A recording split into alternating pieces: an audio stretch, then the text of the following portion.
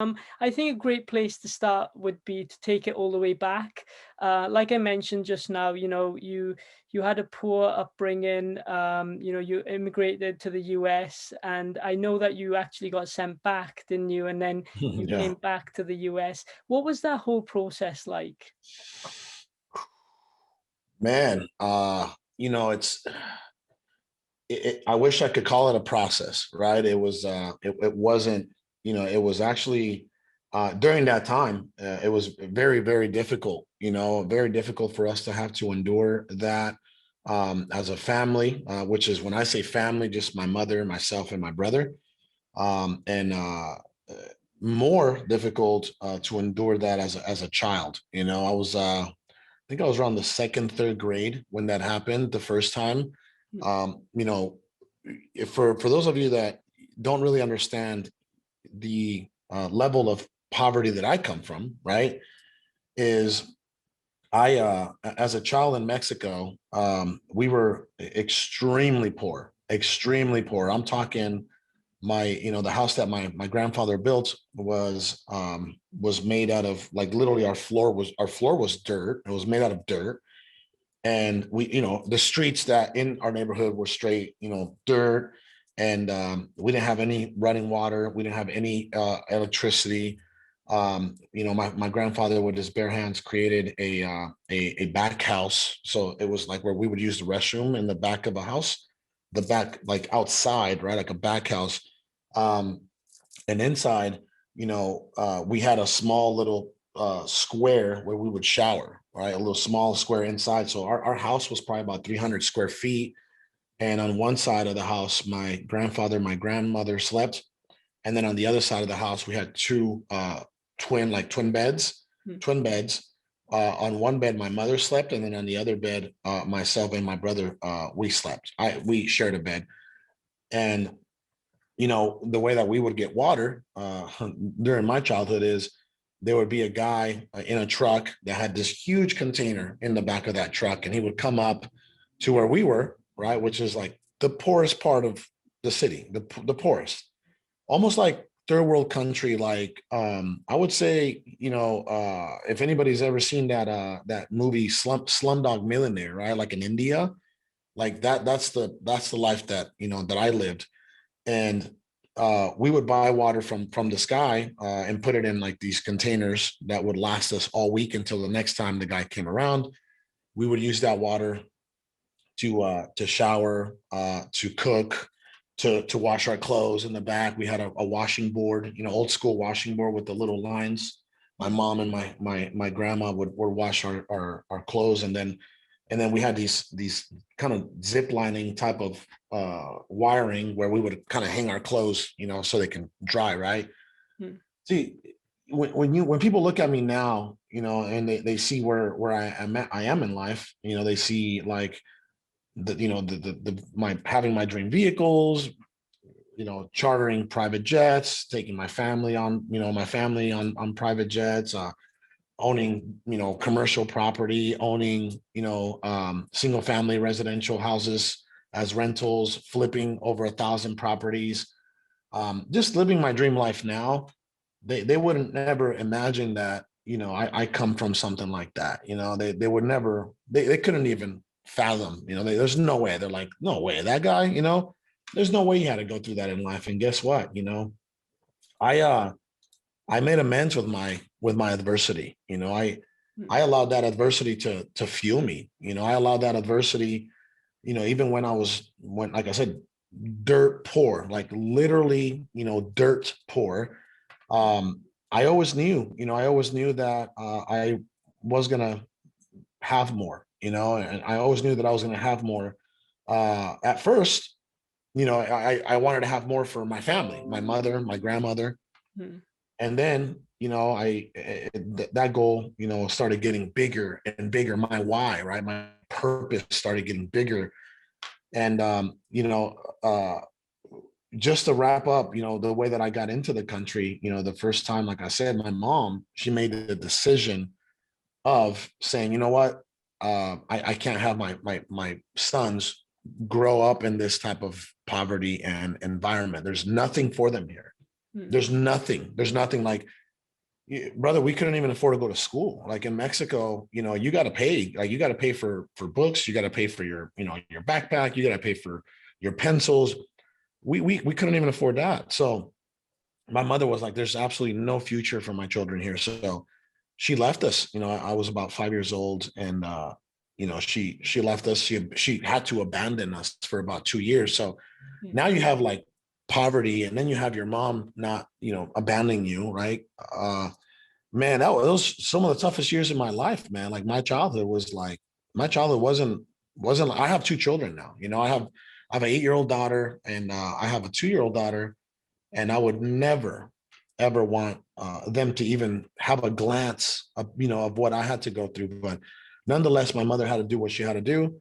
She came over to the United States of America. She left us for 2 years.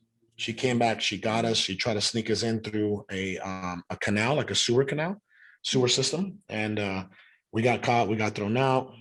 We waited a day or two. Then we tried again, and then we made it. Then we got to Escondido, California. It's in the San Diego County area, and we only lasted. It was way too expensive for a single mother and two children, so we lasted about a year and a half. In that year and a half, I learned some English. I made it a point because when I got there, it was the third grade already. I was headed into the third grade, Mm. and people would kind of make fun of me for being an immigrant, and call me wetback, and not knowing how to speak English. That was a big thing. So I'm like, you know what? I don't know. Like subconsciously, I'm like, I'm gonna learn how to speak English. I'm gonna learn how to speak English. So I started staying after school, and then the entire summer I just like learned English. Right? I learned English, and finally, man, I learned English. I passed the third grade. I'm about to go into like, I was there the fourth grade. I'm about to go into the fifth grade, and my mother's like, hey, we're pretty much at this point homeless. And when I say homeless, we're living under a tree, right? Like literally like a tree like you see behind me. Yeah. We're living under a tree, and my mom's like, we got to go back. I can't afford another place. We got to go back to Mexico. So at that point, man, it's like, you know, you had all those years of sacrifice, like, me not being with my mother, Mm. and it's like, it's all for nothing at that point, because it's like you failed, right? You failed, and you got to go back. Well, we go back, and my mom, being the warrior that she is, the visionary, she says, hey, we're not going to stay here very long. And I was like, what does that mean? She's like, well, I'm going to get, she says, I'm going to get a job cleaning hotel rooms at the resort. You're going to get a job bagging groceries, and we're going to save up our money, and we're going to try this again.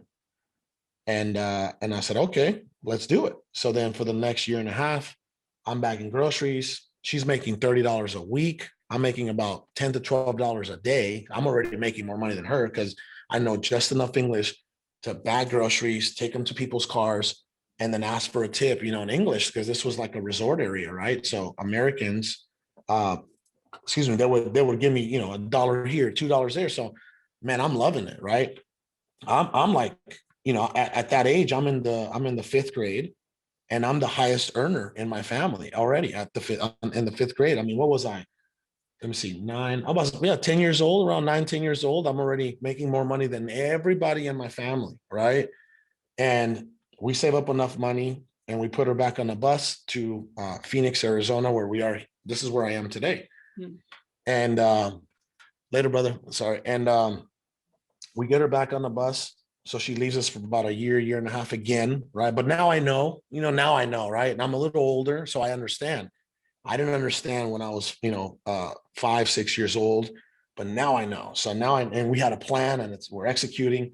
We get her back to Phoenix, and a year and a half later, she comes and gets me first. Now she's not bringing she's not bringing all of us, right? She's just like, okay, one at a time. She learned from her mistakes. She comes and grabs me, and then she pays a coyote, which is like a human smuggler, $25 to jump me through a small hole in the fence in Nogales, Sonora. I jumped through that hole. I did everything the guy told me to do. Imagine being 10, 11 years old at this point, and your mom's like, hey, son, whatever this guy tells you to do it. I'm going to be waiting for you on the other side. Right. And I'm like, I'm just a kid. I'm a child, right? I'm 10 years old. And I'm like, okay, mom, sounds good. And I trust my mother. And sure thing, man. The guy, he tells me when to run. He tells me when to hide. He tells me when to jump. And we make it. We get through the border again, this time through a fence. My mother waits for me, brings me up to Phoenix, and she started working on my immigration paperwork in 1997. And it took me about 15 years to become a citizen of this country. It took me a very long time, but I had to go, like I said, man, I had to go through everything, poverty, coming in here illegally. At some point, we were on food stamps from the government. At some point, we were on WIC, where the government's helping us with like dairy.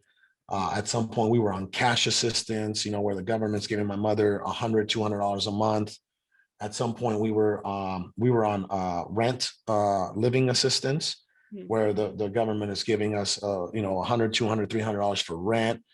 I mean, we've been through it all, bro. We've been through it all. And once I always knew, man, like I'm like, this isn't forever. Like I'm gonna be the one to retire my mother. I'm gonna be the one to allow my family, to never have to go through this again.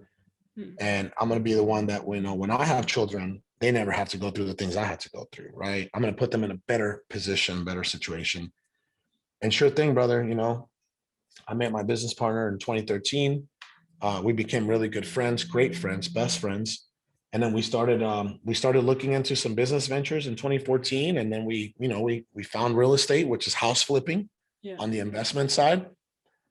And we just started going crazy because he's an immigrant from Iraq and he was persecuted, and because he's a Catholic, and I'm an immigrant from Mexico, and I was running away from poverty. And you put two guys like that together, man. I mean, you already know what's going to happen, right?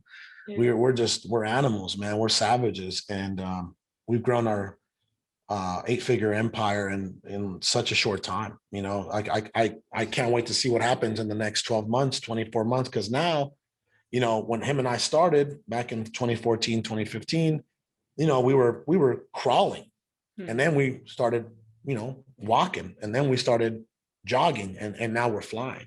Yeah. Now we're flying. Now, he became a millionaire first back in I think it was like 2016, 2017. And then I'm like, okay, I'm coming. And then I became a millionaire right after that, multimillionaire. And now we take about 80, 90% of our earnings, and we either buy out other companies or we build other companies. And our bread and butter now is technology, which is SaaS, software as a service, and a lot of real estate, a lot of real estate. So that's where we are now, brother. And I'm just blessed, I'm just blessed.